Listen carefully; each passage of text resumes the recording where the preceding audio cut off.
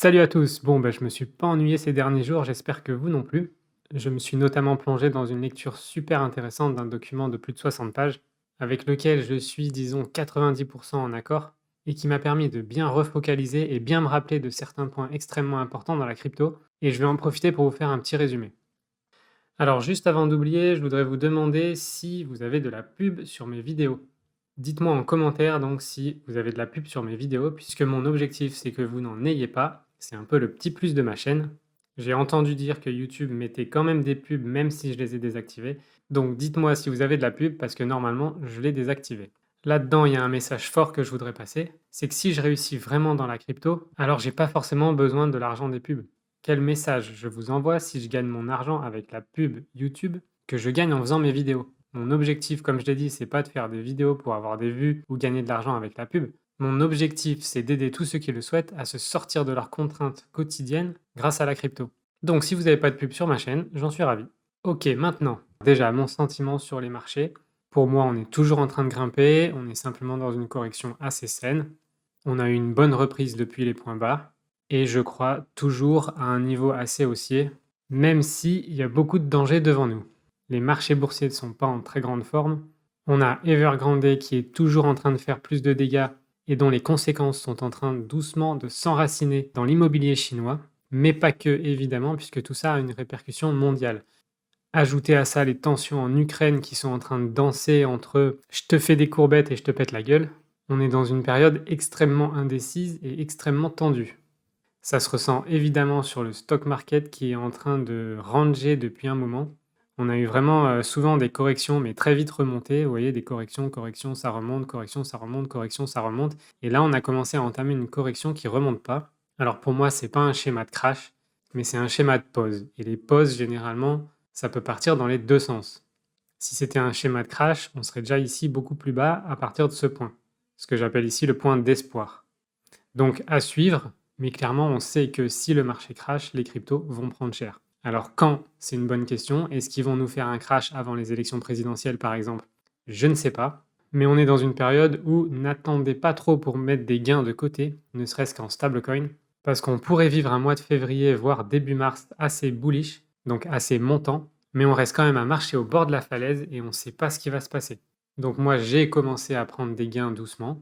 Chaque fois que j'ai une crypto qui monte un peu fort, j'en stocke un peu sur du stablecoin, ce qui me permet de mettre à l'abri un peu de crypto en cas de crash. Je voulais aussi vous parler d'une alternative au stablecoin qui peut être Pax Gold. Donc en gros, c'est une crypto-monnaie qui vaut le prix de l'or. Et il peut être intéressant de décharger certains gains de crypto dans l'or, puisque l'or, on le sait, en cas de crise, en cas de guerre, c'est une des rares valeurs qui peut monter. Donc ça peut être intelligent de placer un peu d'argent sur le Pax Gold plutôt que sur du stable. Ça, c'est à vous de voir, mais en tout cas, je voulais vous exposer celle-là. Alors pourquoi Pax Gold? Tout simplement parce que c'est un projet assez sérieux. Ça fait plus de 2 ans qu'il est sur le marché des cryptos. Donc vous pouvez aller voir le site ici, je vous le mettrai en description de la vidéo.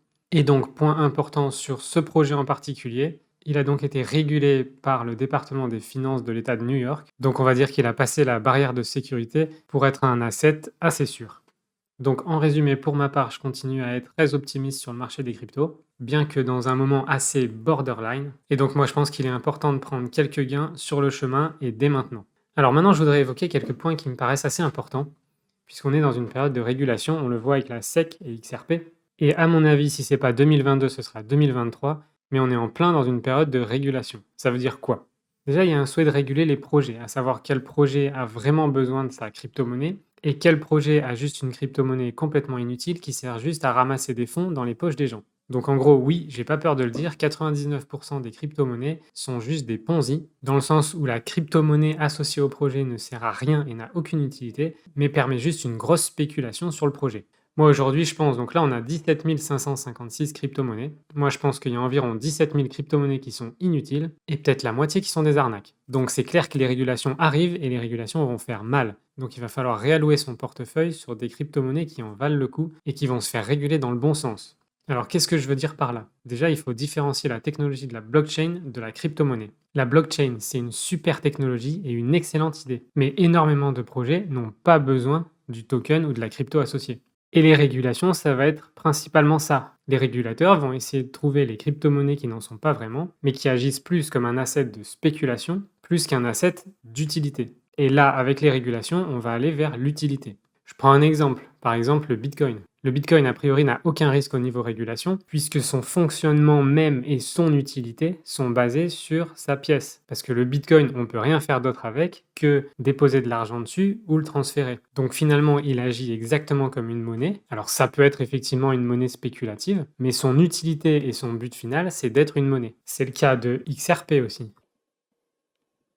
XRP, son but, c'est d'être une monnaie. Ripple déploie énormément d'efforts pour être interopérable et permettre aux nouveaux systèmes financiers d'exister, mais XRP a pour but d'être une monnaie. XRP a pour but d'être une réserve de finances sur laquelle vont pouvoir tirer les institutionnels et les banques pour échanger de la valeur et transférer de l'argent. Donc le but d'XRP est clairement d'être une monnaie. Maintenant, Ethereum. Ethereum, c'est déjà un peu plus discutable. Effectivement, c'est plus une plateforme dont aujourd'hui tous les frais sont payés avec la monnaie, la pièce Ether. Mais le but d'Ethereum, c'est pas d'être une monnaie, c'est pas d'être une pièce. Et d'ailleurs, on le voit, il le fait très mal. Quand on veut acheter de l'Ether, l'échanger ou le transférer, ça coûte hyper cher. Du coup, ça fait hyper mal son job de monnaie. Et aujourd'hui, c'est davantage utilisé pour les frais de la plateforme qu'en tant que monnaie en tant que telle. Donc Ether, c'est un peu un cas particulier, mais son statut en tant que monnaie est discutable. Prenons maintenant Filecoin. Filecoin, et j'aime bien le projet, mais c'est un excellent exemple d'une monnaie qui n'a pas d'utilité. Comme je vous ai expliqué, le projet Filecoin est destiné à faire du stockage décentralisé, c'est-à-dire qu'au lieu d'avoir un fichier que vous posez sur Google Drive par exemple, vous allez poser le fichier dans une blockchain qui va morceler et répartir le fichier et le stocker un peu partout. Comme ça, personne n'a le contrôle total de votre fichier, personne n'a votre fichier en entier, et c'est vous seul qui gardez le contrôle et les droits propriétaires de votre fichier. Mais j'ai réfléchi un peu au projet, je ne vois pas en quoi une monnaie est utile dans ce projet. Donc c'est typiquement le genre de projet qui pourrait exister si on lui supprime son coin. Du coup, son coin est purement une valeur spéculative qui sert de capitalisation boursière entre guillemets et qui est principalement spéculatif. Donc typiquement le genre de projet qui pourrait se faire réguler. Mais ça n'enlève pas que le projet derrière est génial, c'est juste qu'il n'a pas besoin de son coin et que son coin agit juste comme un asset spéculatif. Et ça, les régulateurs n'aiment pas. Il y a aussi beaucoup de projets comme Ethereum qui ont démarré avec une IPO et dont le statut de crypto-monnaie est vraiment discutable et qui sont typiquement des projets qui seront probablement régulés en tant que security. Comme j'en ai parlé, c'est un peu l'aberration qu'il y a en ce moment avec XRP, puisque XRP n'a pas fait d'IPO et XRP en tant que monnaie est exactement le but visé. Ce qui n'est pas le cas d'Ether par exemple, qui a fait une IPO et dont le statut de monnaie est vraiment discutable. Ça veut dire donc que dans ces 17 559 cryptos, hormis le fait qu'il y ait un tas d'arnaques qui vont probablement se faire prendre et un tas d'arnaques qui vont probablement continuer, la fin du procès avec XRP devrait poser une checklist des projets qui seront des security et ceux qui ne le seront pas. Et donc quand tout ça va vraiment commencer, à mon avis, ça va être un sacré carnage. Ensuite, il y a le spéculatif versus l'utilité. Il y a énormément de projets aujourd'hui qui sont inutiles et qui sont pumpés juste par un bon marketing et beaucoup de gens sur YouTube et Twitter qui font du bruit. Donc finalement, les fondateurs du projet ont un max de coins, font du bruit sur Twitter et YouTube, Telegram et autres. Les gens achètent et font monter le prix. Les propriétaires vendent un max de leurs tokens, se font plein de blé et le projet reste inutile. Tout ça aussi, ça va exister de moins en moins. Pourquoi? Parce qu'on va rentrer dans une période d'adoption, d'utilité, où les gens, les institutionnels et les professionnels vont se tourner vers des projets utiles plutôt que des projets purement spéculatifs avec rien derrière. Pour moi, c'est ça qui va se passer dans les 12 ou 24 mois devant nous. Donc, dirigez-vous doucement vers des projets utiles. Donc, ma suggestion, et c'est ce que je vais faire, c'est recentrer un peu mon portefeuille sur des valeurs utiles et sur des crypto-monnaies qui ont vraiment leur utilité dans le projet. Parce qu'au final, si je reviens sur Filecoin, s'ils ont toute une infrastructure et qui travaillent avec des professionnels et des particuliers et qui font leur business derrière de décentralisation de fichiers, qu'est-ce qu'ils en ont à faire si leur coin se casse la gueule? Eux, ils font du business quand même derrière. L'idée, c'est juste d'être conscient de tout ça. On est dans une période qui continue d'être spéculative et ça peut être un jeu de faire de la spéculation. Et d'ailleurs, j'y reviendrai dans une prochaine vidéo. Et c'est pour ça que moi, aujourd'hui, dans mes gros investissements, je me focalise principalement sur les crypto-monnaies qui ont une forte utilité, et notamment les crypto-monnaies dont j'ai déjà parlé qui sont ISO 20022 et qui vont faire partie et construire le système financier de demain dans une interopérabilité fiable. Je pense que surfer sur les vagues médiatiques, c'est une super idée et c'est ce que j'ai un peu raté à mes débuts dans la crypto, où j'ai tout de suite essayé de chercher les projets en arrière-plan qui ont un bon avenir, mais tout ça, ça m'a fait perdre un peu de temps au début, parce que finalement, les projets qui explosent sont aussi les projets même purement spéculatifs, mais qui sont médiatisés.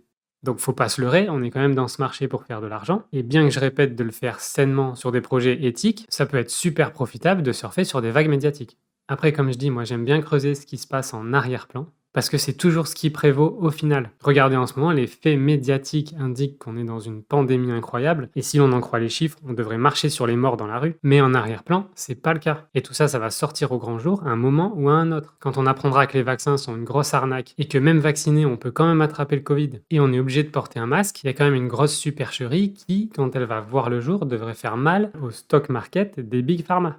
Mais ils s'en foutent puisqu'ils se seront barrés bien avant. Mais tout ça, ça va sortir au grand jour à un moment donné. Et quand le monde va se retourner, moi personnellement, j'ai envie d'être au bon endroit. Donc aujourd'hui, je dirais qu'il faut un bon équilibre entre surfer une vague médiatique et prévoir ce qu'il y a en arrière-plan pour ne pas être surpris des conséquences. Alors je vais continuer quelques vidéos dans ce sens et prochainement, je vais prendre chaque crypto qui est aux normes 20022. Je vais creuser davantage dans leur technologie et je vais vous les présenter. Évidemment, XRP reste en tête de liste puisque c'est clair que si c'était pas un projet important, la SEC les aurait déjà lâchés depuis un moment. Et là, j'ai vu dernièrement donc un article qui parle du SDR, et donc le Fonds monétaire international a repoussé la réévaluation du fonds SDR jusqu'au 31 juillet 2022. C'est absolument incroyable comme les étoiles s'alignent. Tout s'aligne sur l'été et la fin de l'été 2022. Alors le SDR, c'est quoi?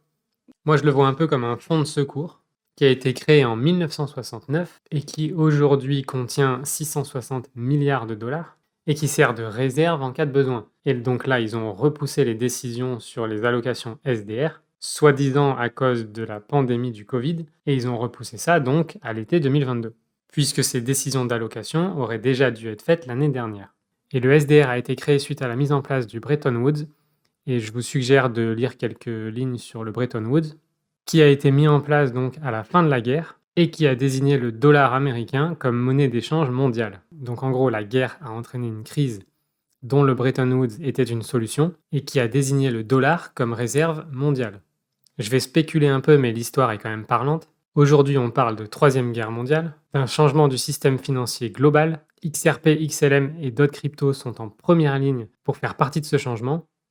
Et je trouve que tout ça ressemble bien à ce qui s'est passé dans l'histoire. L'avenir nous le dira. En tout cas, ce qui compte, c'est clair que c'est les choix que vous faites maintenant, les investissements que vous faites maintenant. Donc ne vous arrêtez pas sur ce que vous auriez pu faire autrement, sur ce que vous auriez dû faire autrement, et concentrez-vous sur le présent. Apprenez de vos erreurs pour améliorer vos investissements maintenant. Donc je reviens dans les prochaines vidéos avec les cryptos ISO 20022, avec de nouvelles infos sur XRP. Je ferai une mise à jour sur PowerNodes et je vais devenir beaucoup plus strict sur ma sélection de cryptos parce qu'il y a de plus en plus et énormément d'arnaques partout. PowerNode devrait faire sa prochaine jambe haussière, mais comme je l'ai dit, récupérez votre mise initiale au plus vite. Le groupe Telegram est prêt et je vous en parle très prochainement, ce qui va notamment me permettre de mettre un challenge en place pour les plus motivés et qui pourrait vous intéresser grandement. Donc à très vite pour la suite, prenez soin de vous, étudiez vos investissements, surfez les vagues, sécurisez votre argent, mettez de côté pour pas être surpris en cas de crash et pouvoir racheter plus bas et vous serez les rois de ce marché. Et je sais que nombreux d'entre vous qui regardez actuellement cette vidéo, vous serez millionnaire dans quelques temps. Et ça me fait plaisir. Et d'ici là, je vous dis à très vite.